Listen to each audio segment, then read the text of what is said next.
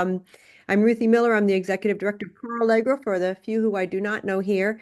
And we are really thrilled to have Patrick Donnelly here with us from the Frost Place to sort of lead an exploration of the poems in the clearing. And we've got David Hodgkins, our Artistic Director here, and Kenneth Fuchs, the composer of In the Clearing here as well. And I know Patrick has things planned out, and we're just here an hour, so we are going to get going. Awesome. It's such a privilege to be able to have a discussion about an upcoming Coro Allegro concert with two such accomplished artists as composer Kenneth Fuchs and artistic director David Hodgkins. I am hardly an expert about Robert Frost because there is so much to know, but I am a poet and I love his work. And for what it's worth, I'm program director at the Frost Place, a center for poetry and the arts at Frost former farmhouse in Franconia, New Hampshire. Frost lived all over New England and elsewhere during his life, and I sometimes feel that there's a writers' conference anywhere he ever sat down for more than 5 minutes. But from our research, it seems that from 1915 to 1920, Frost and his family lived in our house full-time and returned for 19 summers. The Frost Place was founded in 1977 to care for the property and create programming. And every summer since, we've hosted poets in residence at early moments of their careers. Some have gone on to become very famous indeed. Currently, we provide a wide array of creative writing instruction online and in person, and you can check it all out at frostplace.org. My plan is to alternate questions for Kenneth and David, then turn to reading the poems from In the Clearing aloud and discussing them and their musical settings, followed by more questions if we have time. But I'm also prepared to let the discussion go wherever it goes if we need to take some interesting detours. Kenneth, I've learned that Frost published In the Clearing in 1962 in a limited edition of 1,500 copies. Later, it was included in his collected works, which I keep by my bedside table. But am I right that none of the poems in your choral cycle actually came from that book? What attracted you to the title? Well, you're absolutely right about that. And when David Hodgkins and I started talking about creating this cycle for Coro Allegro, I had written only one, said only one poem, Nothing Gold Can Stay, which is the final number in the cycle. And I first heard the poem read, not sung or performed, when I was an undergraduate at the University of Miami. And I was there from 1975 to 1979, and I was active in all the choral ensembles. I was a composition major. I played piccolo in the wind ensemble and flute in the symphonic band. I was like doing a lot of stuff. But I was in the chamber singers, and we had an end of the year graduation recital party, and one of the gals, young women who was a classmate of mine, read Nothing Gold Can Stay as the kind of conclusion of the evening. And when I heard it, I was so taken by it. I said, I have to set that to music, and I did immediately. And that was my single Robert Frost, short Robert Frost choral composition. For really almost 20 years until David and I met, and we started talking about creating a cycle for Coro Allegro. And we'll talk about why I was so attracted to the group, but that was the cornerstone piece of the cycle. And I think I composed first, we had Nothing Gold Can Stay, and I think I composed three more. And I think David first premiered four choruses, and then we added more. And David, you can add to this. But thinking about the vision of Coro Allegro, I was very, very touched to be writing. I mean, I've always been, out and proud being a gay man, but I don't think I had really. I think it was the first work, to be honest, that I'd ever written for an LGBTQ plus ensemble, which was really a new thing back then in 1993 when David created the group and started it. So, but I kept thinking, what are we going to call this? I was thinking through, the lines and the poetry of each of the poems. And once I discovered Robert Frost when I was an undergraduate at the University of Miami, I started reading all of his poems and reading his books of poems.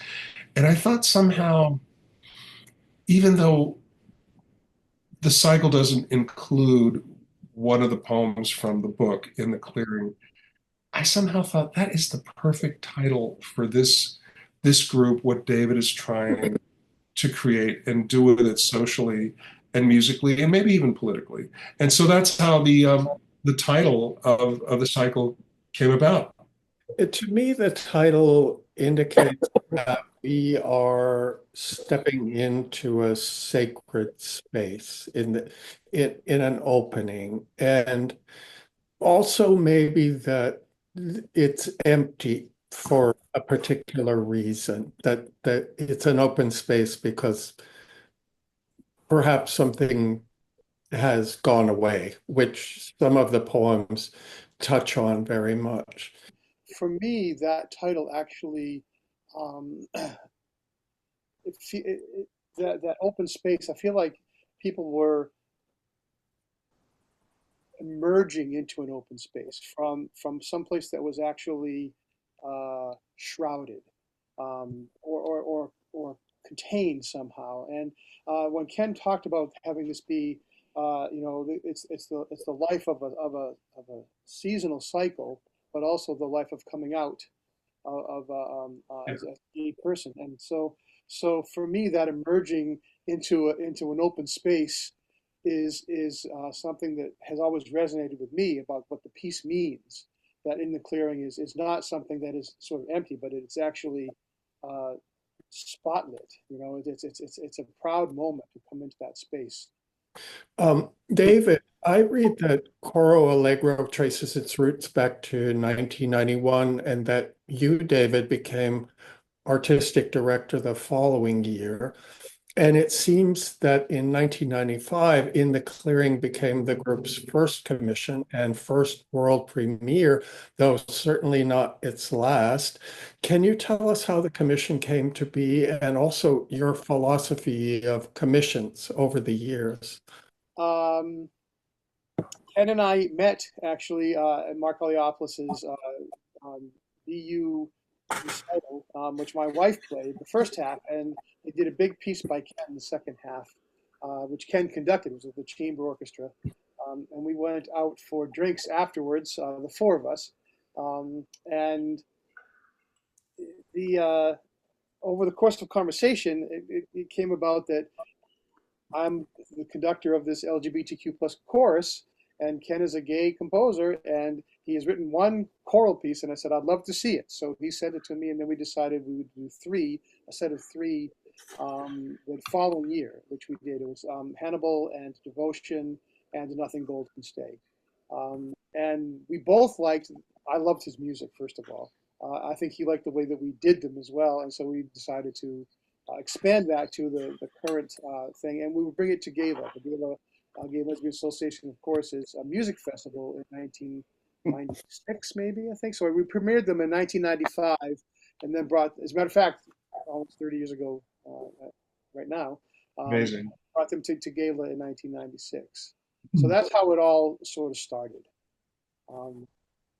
And David, if I'm not mistaken, we had to cut some of the pieces because it was too long. Is that correct? I can't quite remember. I can't In Gala. If we didn't, the one movie we might not have done is A Young Birch. Yeah. And because it was tight. It was in terms of time. And they're very strict. And they were very strict. I think you had 20 minutes or something at Something like that. one concert, something like So, that. but that's including getting off and all and on. That's right. So, and 15 minutes of applause, of course. Actually, almost for that first performance, yeah. Yeah. So, Uh, that's follow up for David. I noticed that on May 18th, you've paired In the Clearing with Mozart's Solemn Vespers and the motet Ave Verum Corpus. It must be really fun to juxtapose different pieces on your programs. Would you talk about that? yeah. Be right back. Keep going. I think Be right back. I will say that sometimes things are just a matter of a budget. You never know, right? Of course.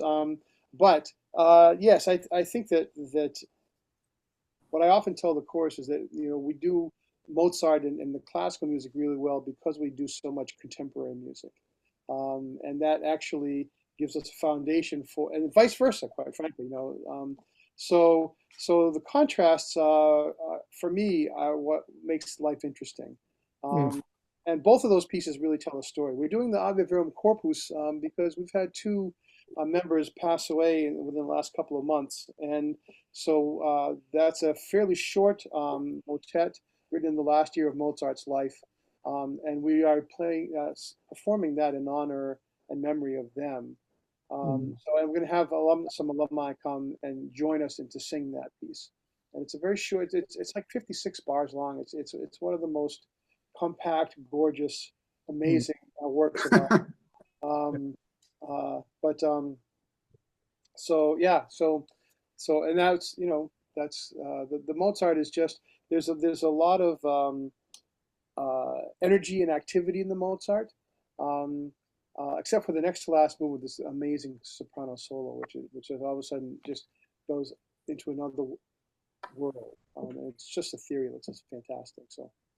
That the memorial aspect of that concert is a perfect lead in to a question I want to ask both David and Kenneth, which is about the influence of the AIDS epidemic on the inspiration and formation of this piece and on Coro Allegro itself, which was founded at the height of the epidemic. I will never forget that 1995 was the point at which better drugs to treat HIV finally became available. It was a hinge moment in the history of the pandemic for those who had access to the drugs. And people literally got up off their deathbeds in 1996. And I'd just like to disclose that I was one of those people. I think it's important to disclose because we're living through a particularly ugly political moment, a resurgence of hatred for queer people, and Donald Trump is defunding AIDS treatment in Africa and elsewhere. So I take this very personally, needless to say. So, Kenneth and David, could you talk about that moment in 1995 and this moment in 2025 in relation to In the Clearing? Chris and I met in 1980, and we've always felt we've had a loving, committed relationship for 45 years. But I think one of the greatest blessings we have had is that we sort of built a bridge over the emergence of that horrible plague. Because living in New York City, we knew so many people who were afflicted, and I just there's so many things, Patrick, to say about this, but I always felt that I'm a composer, and I write music, and I've never really been one to say I'm a gay composer, or I'm this kind of composer, but it was a big moment for me. Again, not because I was ever afraid of being who I was, but I really wanted to join the cause when David and I started talking about this. I felt it was important, and to to be part of that voice. And I just am very grateful uh, in memory of so many people, but that Chris and I were able to create our life and music and our work together in honor of the movement and so many people who didn't survive. I just want to pick up on one aspect of what you said, which is about maybe the limiting aspect of identifying as a gay composer or as a gay poet or whatever. I mean, I myself never present myself that way. I am a poet. And, I'm also gay and I'm married to a man and all of that. And there is some activism in my poetry, as I think that there is in your music. But it's interesting how we identify or don't identify. Well, I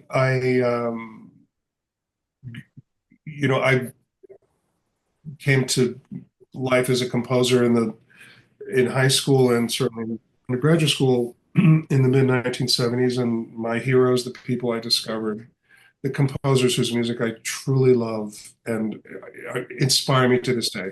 Copeland, of course, he's my hero. But Leonard Bernstein, had the opportunity to be in a doctoral seminar with Lenny at Juilliard in 1980, in the spring of 1984, and Ned Rorem was a dear friend of Chris's, of both of us, Chris and me, and he lived around the corner on 70th Street. We were on 71st Street in New York. So in a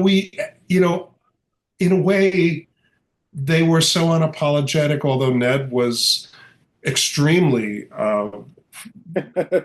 forward in his diaries and so forth. But I mean, I don't know. It's like, of course we're gay, but we're writing the best music we can write.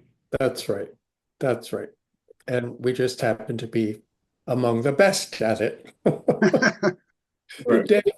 David, would you like to talk about? Yeah, a little bit. So a couple of things. First of all, when I first auditioned for Coro Allegro, I had a mentor who's gay, and I am not gay, and although I love many people that are gay, um, and he said you shouldn't take this job because this job is going to limit you as a conductor. Um, and in fact, what it has done is actually opened up worlds that other conductors cannot even come close to. Coro Allegro took risks. It was always taking risks. Yeah. And they wanted to take risks. They wanted to show how phenomenal an LGBTQ plus group could be. And that time they were phenomenal, but they were not doing the kind of repertoire that we were doing. And so when the AIDS crisis came along or started, we had a couple of members, Fred. His name just went right on my head. Fred passed away. Fred Evans, right? Yeah, Frederick Evans, and a couple of people that had been sick. My cousin passed away from AIDS. My best friend was gay and didn't have AIDS, but so many people that I knew. And so when they started the World AIDS Day, December 1st, performances in Boston, remembrances, we were honored to be asked to sing, and in fact, it was one of those things that was really gratifying to be able to be an LGBTQ plus organization and to support those causes, and we were able to uplift people at those things. As a matter of fact, I wouldn't be surprised. I don't remember exactly what we sang, but I'm sure the devotion was at one of them because we sang for a number of years, maybe 7 or 8 years, every December 1st, and I'm sure devotion was in one of those performances, and it was hard. It was hard. Everybody was losing friends, and it was in some ways it was harder for the Boston Gay Men's Chorus because there were a lot of people that were really but I feel like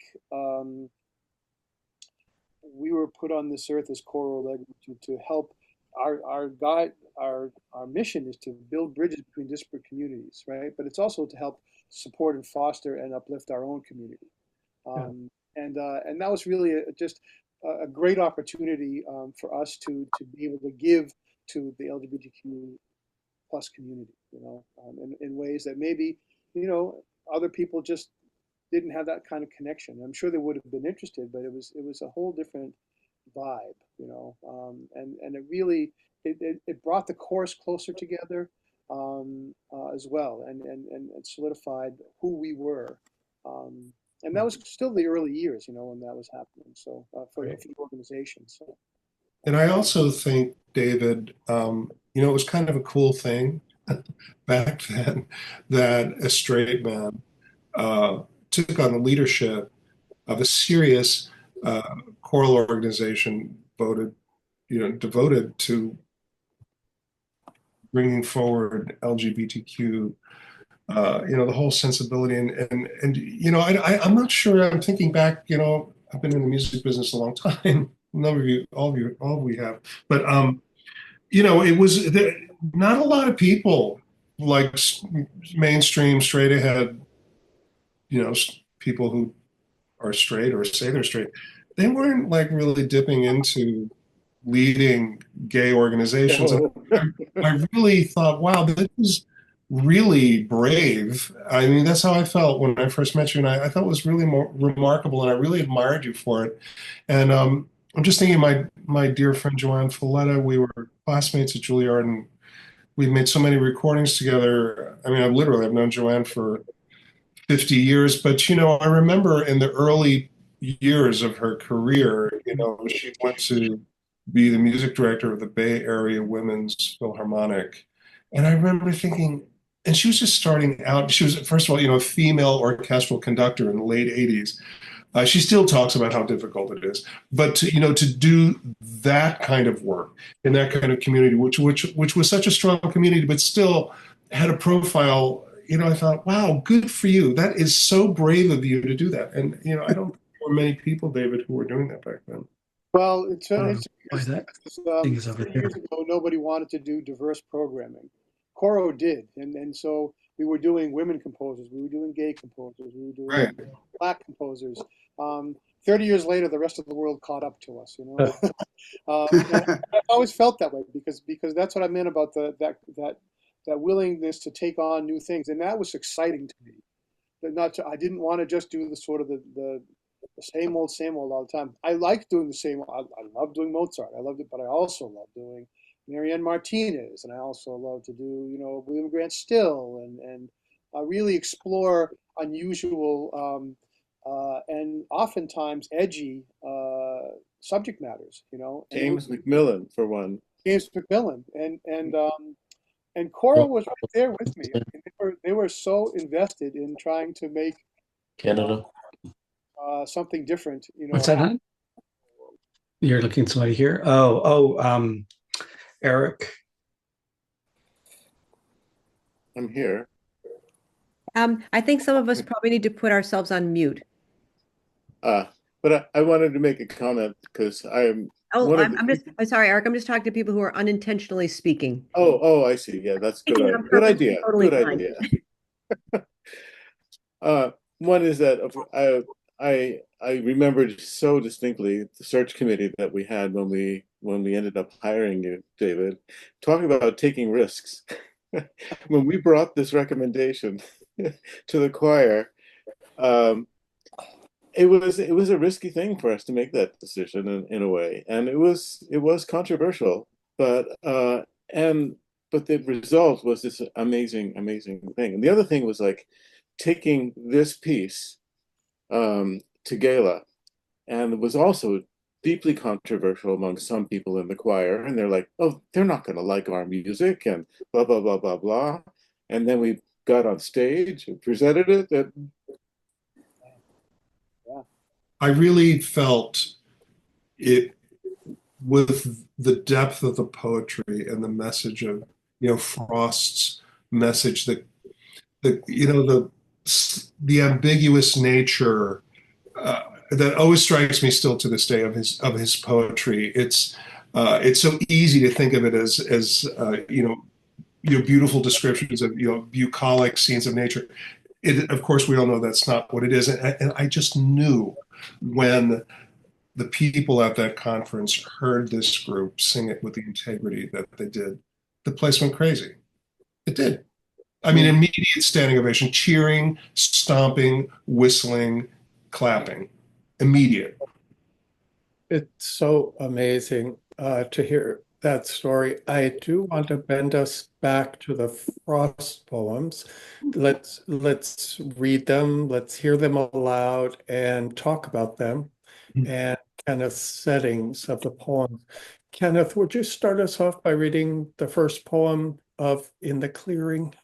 If there was ever a short poem, a 4-line poem that expresses what Coro Allegro is about, here it is. Was there ever a cause too lost, ever a cause that was lost too long, or that showed with the lapse of time too vain for the generous tears of youth and song? Thank you. This poem sent me to Wikipedia. I don't remember learning about Hannibal before. And so I had to spend some time with this and unpack it a little bit. And I hope I'm getting the metaphor right. I don't think it's one of Frost's more, I don't think it's a poem that uncloses itself as easily as some of his other work does. But what I gather is that Hannibal was the Carthaginian general who tried to hold off Carthage being colonized by Rome for a long time. And yet he failed in the end and died rather ignominiously, according to some reports. So, and it's a rhetorical question, right? Was there ever a cause too lost too long for the generous tears of youth and song? And I guess the answer is no, there, there isn't. Um, but there's still some things that aren't quite clear to me. Like, I wonder what Frost's feeling for Hannibal was, and also, are there youth who are weeping about Hannibal at this date and singing of his exploits? I am not sure of that. I mean, certainly our youth are in the streets right now about many causes, some of them seemingly lost causes. But Ken or David, how do you, or anybody really, how do you read this poem and what is it doing here at the beginning of In the Clearing? I see that Yoshi wants to talk, and I will just preface whoever wants to speak to say, when I started thinking about this as a cycle, I thought, well, okay, what I want to have is like a very bold, a short, declamatory opener for the cycle, kind of like an overture, a forceful a cappella statement. And I felt that the compact nature of the 4 lines gave me the opportunity to express that musically. And every time they have sung it, they just, Coro Allegro has nailed it. And then, I wasn't trying so much maybe to express what was going on in Carthage, but the message of Frost's message of Hannibal's journey, that really resonated with me, and I felt these words, these 4 lines, were absolutely the perfect thing to start the cycle, and for Coro Allegro to present themselves. Yoshi, what do you want to say? Oh, I'll just add, in case it's useful, that one thing that I think Hannibal was known for was that he was very loyal to his men, and that he also sort of stood for, I mean, it would be anachronistic to say the working class, but the common person, right, against the oligarchs. So that I think knowing just that gives you something else about the poem and makes it even more kind of appropriate and timely in, and also just the writing. I was talking about this with David, that it's kind of like a fanfare in the way that, Exactly. just described. So it it brings you sort of back in the setting to this sort of sense of history and of hope, but really it might be about just the generosity of looking back and with art, to believe in causes. I certainly noticed that Hannibal is only mentioned in the title. If the title had been lost, we wouldn't probably have any idea that this poem had anything to do with Hannibal. And I think that's a good thing, because it means you don't have to know that in order to get the spirit of the poem. Hmm. One of the things that I think, just compositionally, if I may, Ken, is that a lot of the pieces that contrasting with really rich chords, but a lot of unisons and two-part writing, and all of the cadences of all the ends of these poems often end with a question or with something that's not resolved. And so for me, some of the power of this, we've been we start off in sort of an E, C major-ish, and then we end up in this E flat major chord. But it's in first inversion, which means that there's no bass and there's no root to the chord on the bottom. So it is it's strong, but it's unresolved. It's not this ending. It is this thing that kind of grows up and releases, and then that there's going to be something else after that, because it's not a final chord. It's a tight voicing of the E flat major chord, but in first inversion. So, and the reason why it's so euphonious is because the third is in the bass, and it's in 2 octaves, and the chorus is singing a fortissimo, and it just has that punch, that the emotional punch that the opening needs. And I was reading, David, your comments earlier in the email that came out today about the concert, and your comments about the inconclusive nature of some of the harmonic writing, specifically the cadences. But it always goes back. I was always telling my composition students, when you choose to set words to music, the piece is all about the words. What is the poet telling you, and what do you think you can do with your music to kind of get up inside, underneath, in between the words, to turn on a light bulb that you think you can enhance what the poet has written. And Patrick can talk, I'm sure, yards about this. Some poets simply don't like their words to be set to music. Oh, I suppose that's true. But about this poem, I always tell my poetry students to try not to resolve the tensions that arise in the poem, whether they come from the narrative materials or from the vocabulary or whatever, because if you resolve things, then the poem is over. Whereas if it ends unresolved, the poem continues to reverberate in the reader's mind. And that's what I am trying to achieve. So I think that's actually the point of a rhetorical question. right. David, would you read October so we can talk about it? Remove my glasses so I can see it. October. O hushed October morning mild, thy leaves have ripened to the fall. Tomorrow's wind, if it be wild, should waste them all. The crows above the forest call. Tomorrow they may form and go. O hushed October morning mild, begin the hours of this day slow. Make the day seem to us less brief. Hearts not averse to being beguiled, beguile us in the way you know.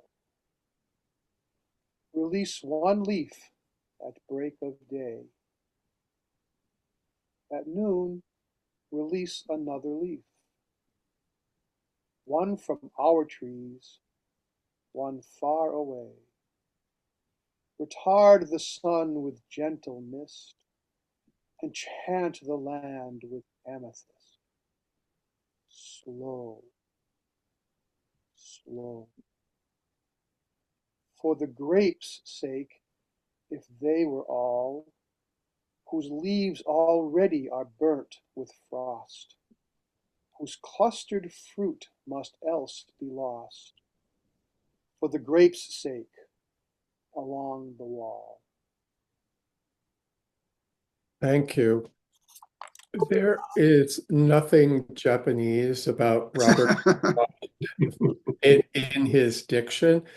However, this poem is almost Japanese in its focus on impermanence. In fact, all of these poems somehow say, please slow down or just frankly stop all this changing and tearing away of things. And it reminds me very much of a Japanese poem that my husband and I translated. It's from about the 12th century by Ise no Chujo, to regret the falling blossoms and command them, stop. Haven't I heard the world is none other than the heart? I mean, this impulse to make things slow down, I think is universal. You know, we sometimes change is wonderful and exciting, but it also is painful. And I completely identify with this poem's, you know, advocacy for could you just slow down? Um, anyone else want to say anything about this poem? Or Kenneth about the setting, or David about the setting? As we talk more about this now, and David, I remember really my mind is going back now going through all of the, Frost collected poems and thinking, what are the poems that we can perform together that will really express what you're trying to do with Coro Allegro. And I do remember thinking that, it is this sense of impermanence, although the gay community had made tremendous strides still, although we're in the clearing, there's this sense of impermanence around us. And as Patrick mentioned earlier, I certainly feel that again, given the crisis that we're experiencing with the current presidential administration. But I do think that, I was really searching for poems that were clear, but also ambiguous and left us with a sense of, as David said in his notes earlier, what did I just hear? I always tell my students that ambivalence is the mother of poetry. If everything is lined up in one direction and you already know what you want to say, there's almost no need to write the poem. But yeah. Absolutely, one of my other hero composers is Stephen Sondheim. I truly, bow to his work, and also I was very lucky to get to know him during the time I lived in New York. And but if there was ever a composer whose work is about ambiguity and what's underneath. So I always think about his work when I'm thinking about text or choosing text. I mean, it's always part of me because of his work is so part of how much, part of how I think about musical setting, text setting. Yeah. Well, go ahead, David. One of the things that I like about the setting of this poem is that there is these rushes, these outbursts of whatever. Energy mostly, and so like the phrase "tomorrow's wind, if it be wild, should waste them all."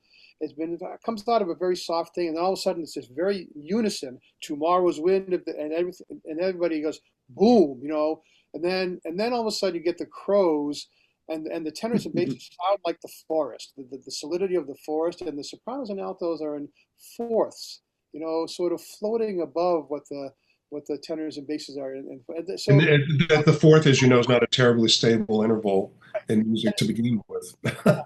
so the text painting that Ken does is really remarkable, all the way through all the pieces. But and you'll hear that each it's through composed, but it's also very much in the moment of what the text is talking about. Well, David, there's a choral unison or a chorus and octave sing fortissimo, which is exactly what happens at the beginning of Hannibal. There are a few things that are more forceful than that. And so you say that for an outburst, just like the one you're talking about. Yeah. So I think it was Auden who said poetry is the clear expression of mixed feelings. And I think that's a great way for any art. I will read November, so we can talk about that. November. We saw leaves glow to glory, then almost migratory, go part way down the lane, and then to end the story, get beaten down and pasted in one wild day of rain. We heard "'Tis over" roaring. A year of leaves was wasted. Oh, we make a boast of storing, of saving, and of keeping, but only by ignoring the waste of moments sleeping, the waste of pleasure weeping, by denying and ignoring the waste of nations warring. And Kenneth, your setting of this poem after a lyrical opening ends abruptly with the surprisingly harsh turn of Frost's last line, the waste of nations warring, including a crescendo on the word warring, which is then brutally cut off. It seems On an interval of a minor second, and the chorus and octaves doing it. a beautiful text painting there. It was right there in the words. It's amazing. As I look at this poem, I really haven't read this poem in a while. But if you just see what he's saying, but then, yeah, that kind of like yank, that hard yank to the right or left, ripping things apart. And I just thought that really interested me. I thought, wow, I really want to set that to music. I think I can do something with that. Frost is it's part of the experience, right, of what gay people feel. Absolutely. It's interesting to unpack these lines a little but only by ignoring the waste of moments sleeping. That's interesting, and maybe a sort of simple gesture. I mean, are our moments sleeping really wasted?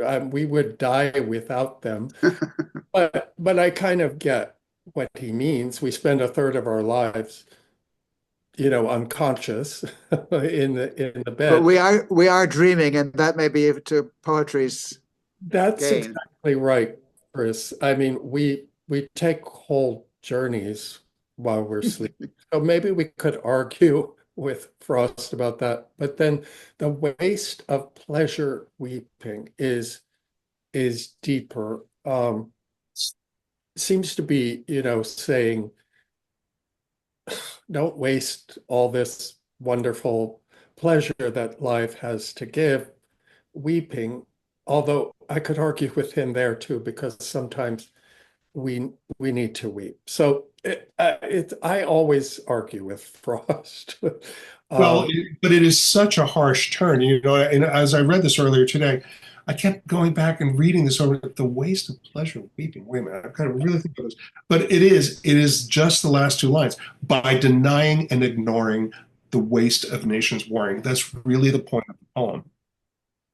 I mean, although he's casting it in, the turning of the leaves and, November going into winter, but that's the point. And he's so the smack in the face of that last line. Absolutely. It's Is so that- abrupt.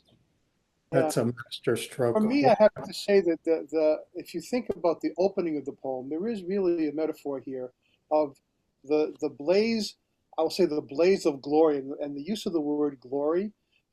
It's very warlike, this sort of Yeah. and wasting, the going partway down the lane, and the we heard tis over roaring, and then a year of leaves was wasted.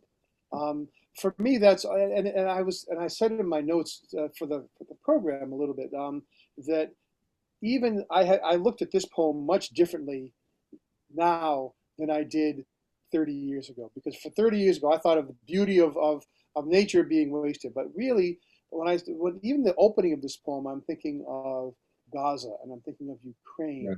thinking of all the conflict. And then at the final thing, he makes the connection real. But even before that, for me, the connection is already there. There's one wild day of rain. You think of raining bombs and raining bullets, right? I think that it's there already, and then he just brings it home in that last line. I thought too that, gay people have so many people, gay people have had things yanked away from them. And I really felt, the last two lines of the poem really resonate with me. People, losing their rights, losing, equal protection, losing the love of their family because they choose to love someone of the same sex. It is such, it is such a, it takes a lot of courage to be in the moment and truthful about your life as a gay person, as an LGBTQ plus person. And there, everywhere around us now, people are trying to rip away the center of who we are. And I really think that poem, I think it's one of the reasons that was, 30 years ago. Yeah. So Ken, would you read? Yeah, and I'm gonna, I always think of my beloved husband, Chris, and Chris, I'm so glad you're here with us. And I think one of the things that I really loved and love about this poem to this day is how compact the imagery is, and I love Frost for writing something that is, to me, so Emily Dickinsonian, because I truly love Dickinson's work. I'll read it. I mean, it's just, I think it speaks for itself. The heart can think of no devotion greater than being shore to the ocean, holding the curve of one position, counting an endless repetition. Thank you. One of the things I notice about In the Clearing is that it's built with a mix of medium length and short poems, and that variety must be very refreshing to the audience. I think about variety of all kinds when I'm building my own books of poetry, because you never want the reader to tune you out thinking that they know what you're going to do. Wallace Stevens said, "It must change." And I think about that all the time. And it seems to me that pattern and variation are central to all art. And it's so wonderful that these poems are so varied in tone, in length, in line management, stanza management, all of that. Well, I always tell my composition students at UConn who have never written vocal music before, and we spend a lot of time looking at different art songs and choral settings and talking about prosody and what that really means and what it is and how you can try to deal with that. But I always say, if our first project, 4 lines, that's it. You have to find a 4-line poem, because singing words slows it down. Of course it does. Everybody here knows that. But you really, even a 6-line poem, an 8-line poem, I mean, so you're talking about like 6-8 minutes. So I appreciate having this gorgeous poem and a number of Dickinson poems and other poets, where the concision is everything for me. as it was for Sondheim, right? Yeah. Maria Callas used to say it's all there in the text. You do not have to go hunting. That's right. Crazy motivations and anything like that. It's all there. Just read it. Speaking of which, Ruthie, would you read Stars? I love this poem. Ruthie, you're muted. Ruthie?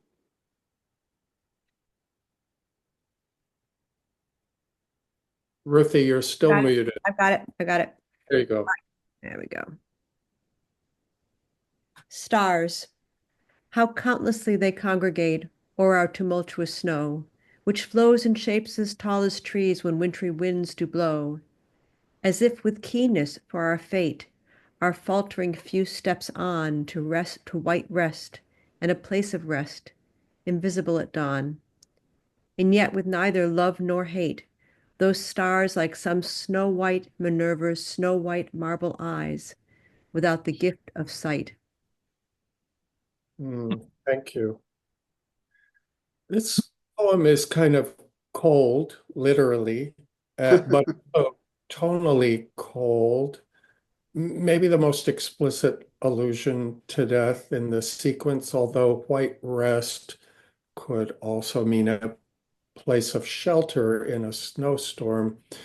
But it definitely gets considerably colder in the last stanza with the kind of indifference of this marble Minerva who can't see. I particularly like the repetition of Snow White and Snow White. A lesser poet wouldn't dare to do that. Use the same modifying clause twice, one line apart, but it was right. I remember when I was writing it, I kept asking Chris, because he's so expert at literature. I kept saying, what is he saying with Minerva's snow white marble eyes without the gift of sight? What is this about? Even today as I read it, it's still like, it's not that it's really impenetrable, but as you say, it's cold and hard. Not unforgiving, not without a sensitivity, but Yeah, if you're going to write about the indifference of the universe, that it's going to be cool. Yeah, I had something at the tip of my tongue, but it's gone now. Oh well. Marble Snow White, Minerva's Snow White marble eyes without the gifts of sight. So, go ahead. He's giving you the last line punch again, which is what we discerned earlier. Yeah, that's a typical for me Frost thing to do. Oh, I know what I was going to say. Stephen Greenblatt, the scholar, has written about what he calls strategic opacity in Shakespeare. Why does Hamlet act the way he does? There are so many possible answers to that question. So I think this is a strategic opacity at the end of this poem that we can bring our own ideas to what that might mean. And that creates a little job for us to do, which I always enjoy. I'll read Fireflies in the Garden so we can keep moving. Here come real stars to fill the upper skies, and here on earth come emulating flies that though they never equal stars in size, and they were never really stars at heart, achieve at times a very star-like start. Only, of course, they can't sustain the part. This is the lightest moment in the cycle. Frost joking about how fireflies do a bad imitation of And we might feel that we need a change of tone after some fairly serious poems, and there's another form of variety in the sequence. It's also maybe the most dance-like rhythm of the settings. And there seems to be a little musical joke in the last line. When the choir sings, they can't sustain the part. They do sustain the word sustain over a little length of time. And And it keeps flickering out. They have to say it a couple of sustain the part. right. Tried to paint the words, it was definitely time for a comedy number, in theatrical. You needed a palate cleanser. Absolutely. The sherbet after the rich steak or whatever. Uh, Kenneth, would you read A Young Birch? I think Before, David, this is the one that we did not do at Gala. Is that right? before we do that, can I just talk about structure a little bit? So for me, the first three poems are a mini set. These next three poems, from Devotion and Stars and Fireflies, are another set unto themselves, and I can actually see the connection of if how many of us have sat out on the beach watching the waves come in and out, right? And then what do? You look up at the heavens, and there are these stars that have no, they're not judging you. I think that's part of what that second poem is. That there's no judgment. There's neither love nor hate, but there is beauty there. But we don't see what's behind that beauty.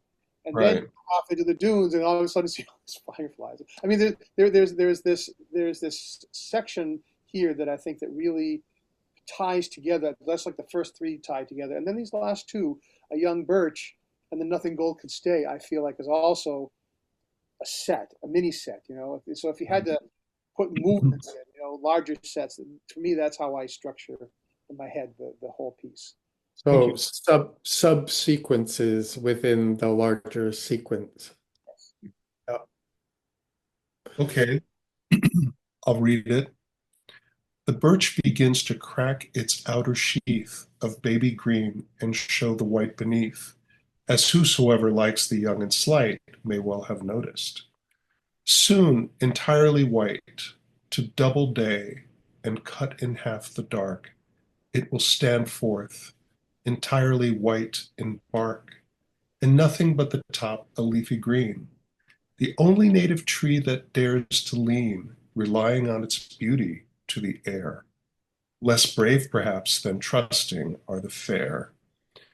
And someone reminiscent will recall how once in cutting brush along the wall, he spared it from the number of the slain, at first to be no bigger than a cane, and then no bigger than a fishing pole, but now at last so obvious a bowl.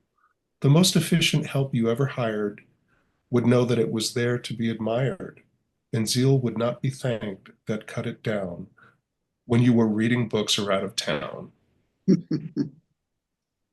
Yeah, there's another tonal shift, right? He starts off very lyrically describing this transformation of the birch as it cracks its outer sheath. And then he gets pretty jokey, I would say, in the second half of the poem. Maybe he decided that he needed to cut the sentimentality a little bit, or the first part, get a little more, rely on wit a little bit more.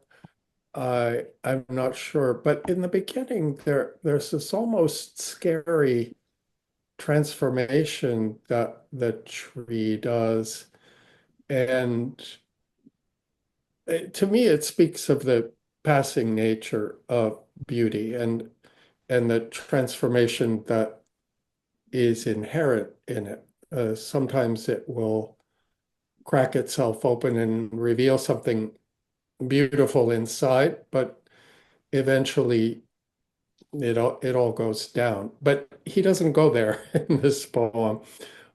It's sort of a message to his gardener that, don't. Don't touch it.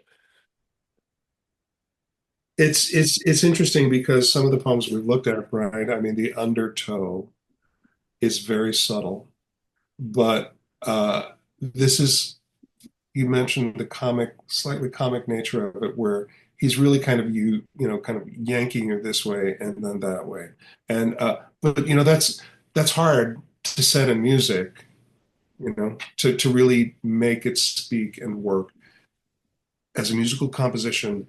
These words sung in time in musical setting to try to bring out the, so I'd love to hear David's thoughts about how you actually do that with chorus, where, suddenly the tone shifts and this is now a different emotional mode. Right. To me, that part always felt like storytelling. All of a sudden, and then one day, it's and the way it's set really brings that out. Right. And I always the line about the only native tree who dares to lean, that's the one for some reason I associated most with gayness, and I don't know why. But sort of the bravery to go your own direction in a way, I sort of feel that with that line. I think that, Ruthie, I think that line is the reason why I wanted to set this for Coro Allegro. I thought, wow, what a cool, the only native tree that dares to lean. Yeah. Beauty relying on its beauty to the air, leaning on the air. I just thought that was so cool. And it was a Christmas poem, right? At least according to this. And so all those birches, young birches, get pushed over when they get coated with snow and ice, and in the spring they spring back. And anyway, that was the most vivid line to me when we sang that piece. Yeah. And also, I remember asking Chris, talking about this another time. Soon entirely white to double day and cut in half the dark. I just it's so amazing line. Yeah. And even now I want to say, well, what does that really mean? I mean, I think I understand it, but I still cut in half the dark. I know what it means, I think. But, yeah, I mean, they're so bright that even in a moonless night, they are a kind of light. Yeah, that's very interesting. And they are so bright during the day, they double day. You almost can't look at them, on a sunny day because they're so bright. And they're so gorgeous. I mean, just to look at, And this wasn't Frost's only take on the birch. He has a very famous poem about how boys rode them like horses, in the spring. So, David, now we come to one of Frost's most famous poems, most powerful and beloved poems, and you and Kenneth have both said how this was the seed that that resulted in this whole choral cycle. Would you read it? And I also say that because I feel like this poem is describing exactly what's happening now, at least in Boston, with nature. We've had all these beautiful colors, and then all of a sudden everything has all the flowers have disappeared, and the green leaves are coming out, like the flowers have been decimated. We were just talking about the forsythia that have now turned to green. I mean, nothing gold can stay. Nature's first green is gold, her hardest hue to hold. Her early leaf's a flower, but only so an hour. Then leaf subsides to leaf, so Eden sank to grief, so dawn goes down to day. Nothing gold. Thank you. Just for me as a poet, this poem is so amazing. When that last line comes back from the title, it's like something falls in place. It feels completely organic and inevitable. And that is one of the hardest things to achieve. I mean, there's not a word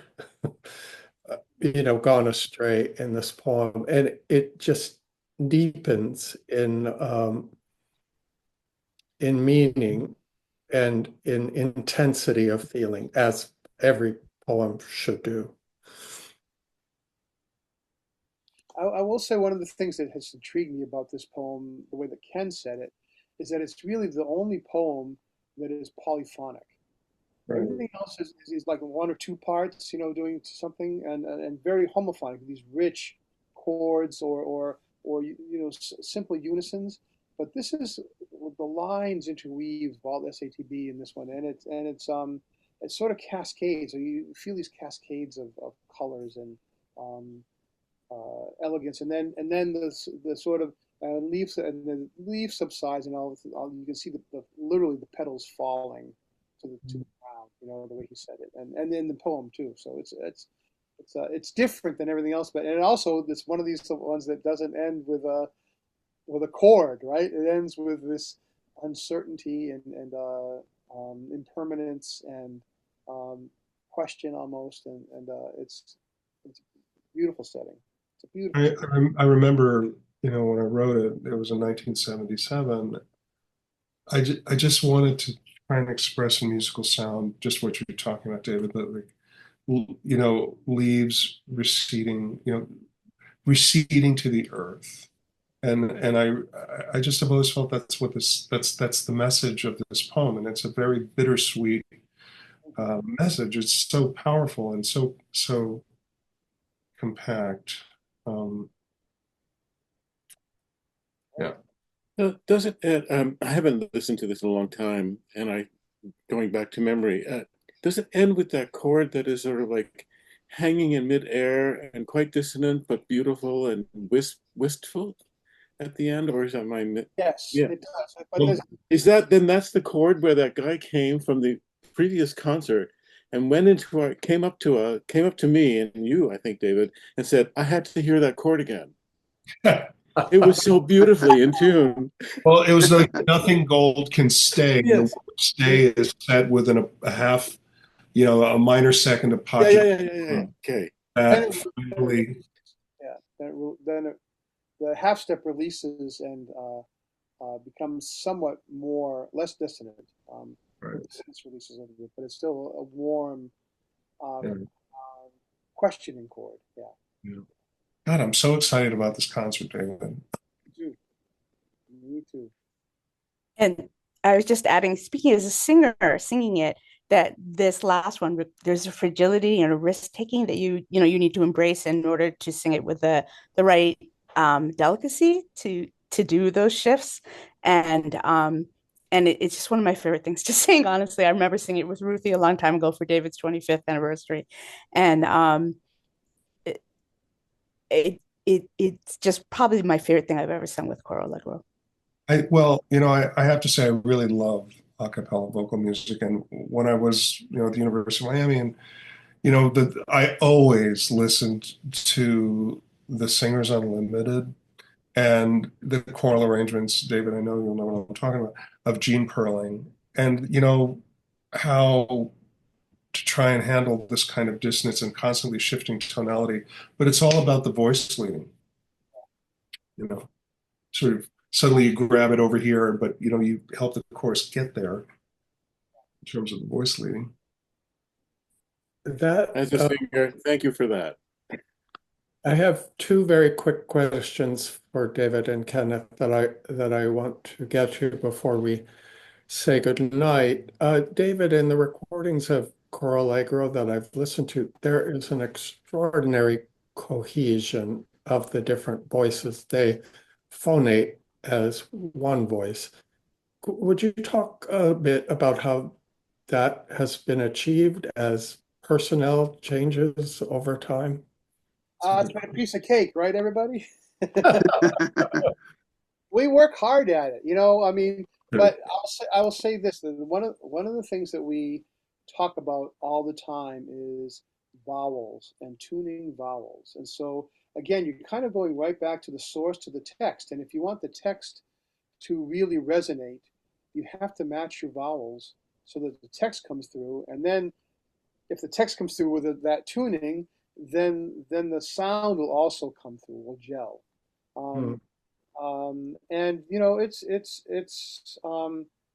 we are always working at it. I will say that it does shift when new people come in, and other people leave, and sometimes when you're in a rehearsal process, you know, 3 or 4 people will be absent, and so it changes that whole dynamic. And they come back, and somebody else is not there, and then you have to sort of shape that. But I think basically, it's all about breathing, and it's all about matching vowels.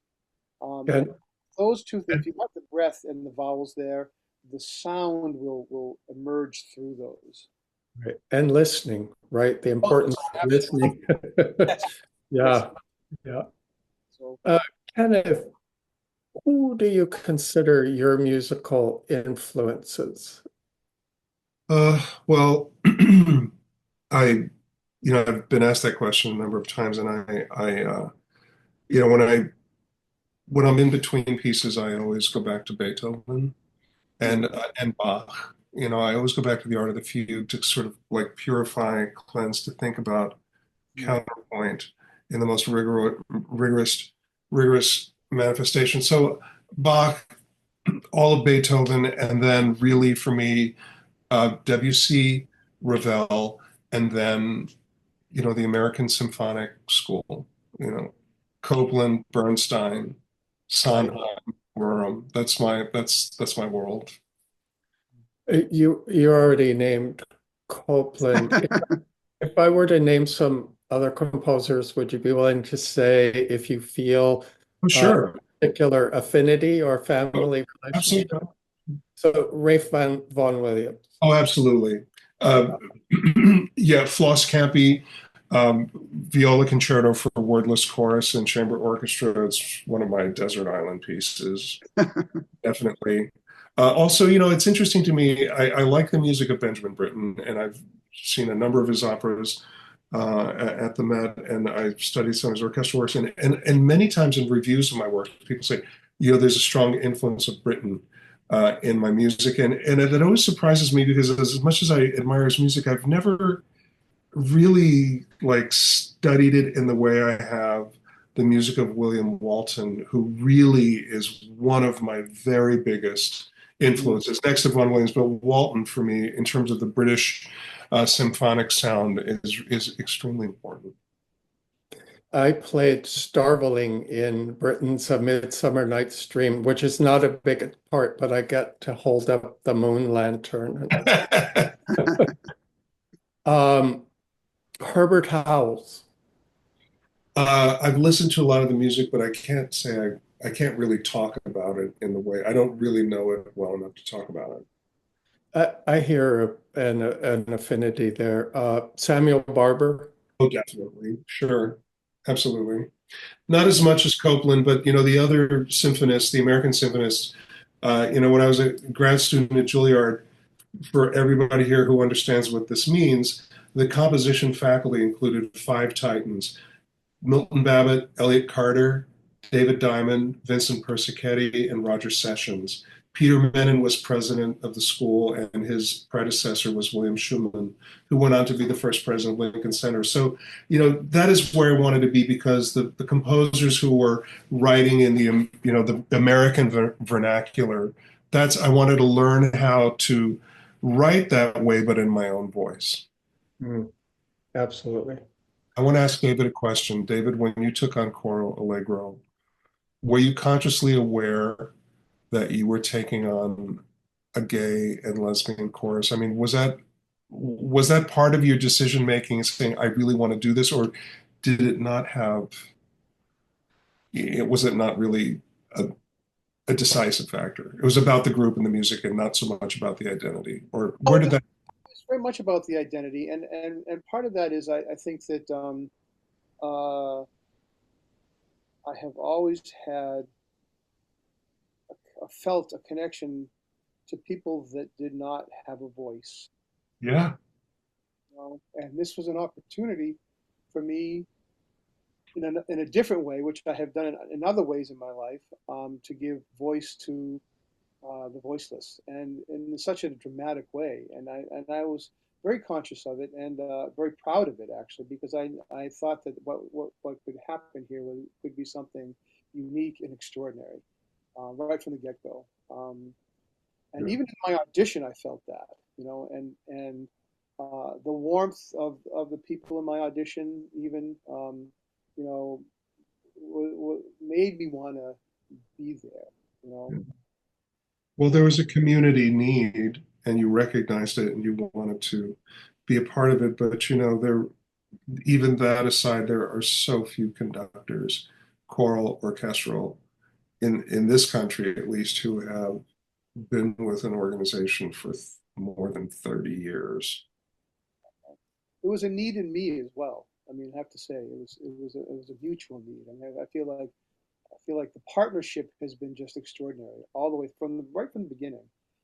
Even the first year or so, there was some butting of heads and whatnot, but we figured it out, We rubbed the burrs off of each other. that's right. But you know what? But I'll tell you, the thing that it came down to in the end was trust. Right. How is a gay organization going to trust a white straight male?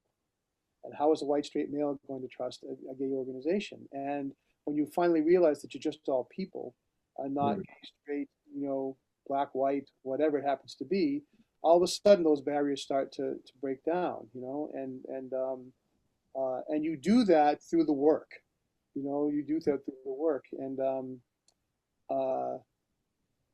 I've said this story many times, but one of the altos once said, "How come you never compliment us?" And I said, "I will compliment you when you do something worth complimenting." And of course, oh, like this. I said, I'm not really trying to be nasty, but you're not paying me to tell you how good you are when you aren't. What Yes. you need to do is to make you better, not only better by choral standards, but even better as an LGBTQ plus organization is going to be out there and say, this is the group that we want people to emulate. Well, trust, of course, is the cornerstone of any relationship, and if you view it from the lens of two people. So, no, it's been a wonderful partnership all the way through. I mean, I'm so proud of you, David.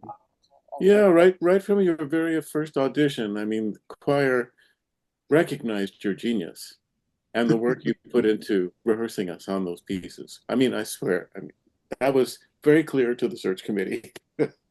How many rehearsals a week did you have at that time? I mean, how often did you rehearse? It was once a week. I just want to interrupt for a moment so that we can close out the official Zoom so that we don't go on forever, which I feel that we could do. Ruthie, do you want to share the details of the concert and then? Yes, I would love to do that. I think so the concert is May 18th at 3 p.m. at Church of the Covenant in Boston.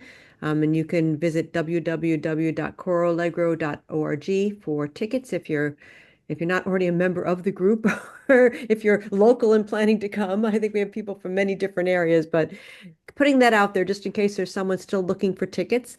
Patrick, I want to thank you so much for joining us. This was fantastic. I love all the planning you did, and David and Ken, it was just amazing to hear your thoughts. And I don't mind if people want to stay on the Zoom for a little while, but I do want to officially end the program because I know that feeling of like, when is this going to end? Is it ever going to end? And am I going to have to leave before it ends? So this is the official ending.